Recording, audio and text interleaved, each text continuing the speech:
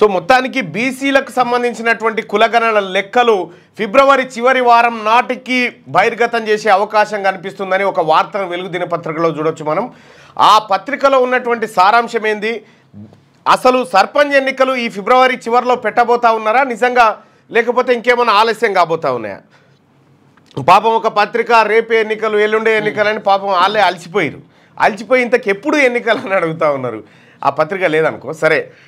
ఇప్పుడు వెలుగు దినపత్రికలో వచ్చినటువంటి కథనం ఆధారంగా సో బీసీ డెడికేట్ కమిషన్ ఇచ్చినటువంటి రిపోర్ట్ని మొత్తం వార్డుల వారిగా ఇంకా ఎంత అద్భుతమైనటువంటి బోర్డు పెట్టలే, ఎంత అద్భుతమైనటువంటి విషయం అంటే ఈ కులగణన ద్వారా తేలినటువంటి లెక్క చాలా అద్భుతమైనటువంటి లెక్క అనుకోరాదురి. ఇప్పటి వరకు కనీ విని ఎరగని రీతిలో బీసీలకు ఈ లెక్క ఫలాలు అందబోతూ ఉన్నాయి. మంచి జరుగుతుంది. గ్రామం ఉంటే గ్రామం, ఆ గ్రామంలో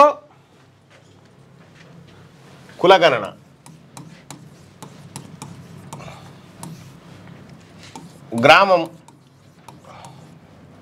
గ్రామంలో వార్డులు,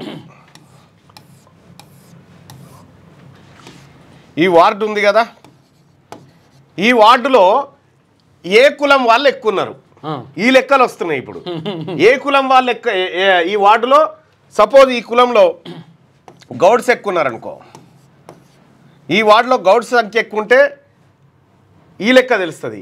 నెక్స్ట్ ఎవరున్నారు, ఆ తర్వాత ఎవరున్నారు, ఈ లెక్కలు బయటకు వచ్చిన తర్వాత చాలా అద్భుతాలు జరుగుతాయి ప్రజలారా. మనం కొన్ని దశాబ్దాల కాలం నుంచి ఎదురు చూస్తున్నటువంటి బీసీలకు ఈ లెక్కల కోసమే. ఎందుకంటే తెలంగాణ రాష్ట్రంలో పందుల సంఖ్య లక్షలు, 1.8 లక్షలు పందుల సంఖ్య ఉంది. కానీ మన లెక్క మాత్రం చెప్పలే ఇప్పటిదాకా పాలకులు. మొట్టమొదటిసారిగా కాంగ్రెస్ పార్టీ ప్రభుత్వం రాహుల్ గాంధీ గారు ఇచ్చినటువంటి హామీ మేరకు కులగణన చేపట్టింది.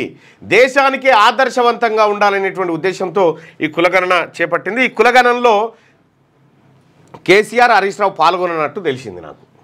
కులగణనలో పాల్గొన్నది కానీ వీళ్ళు పాల్గొనలేదు. ఎవరు పాల్గొనకపోతే 120 ఎండుతుంది, పోయేదేముంది, పాల్గొన్నా నీళ్ళు కొన్నా పని అవుతుంది. అయితే ఇట్లా కులాల వారిగా లెక్కలు దొరకపోతా ఉన్నాయి. తద్వారా బీసీలలో ఒక సరికొత్త రాజకీయ చైతన్యానికి ఈ లెక్కలు పునాది పడతాయి అనడంలో ఎలాంటి సందేహం లేదు. సో మరి ఈ లెక్కల్ని ఎప్పుడు ప్రజల ముందు ఉంచుతారనేదే ప్రశ్న.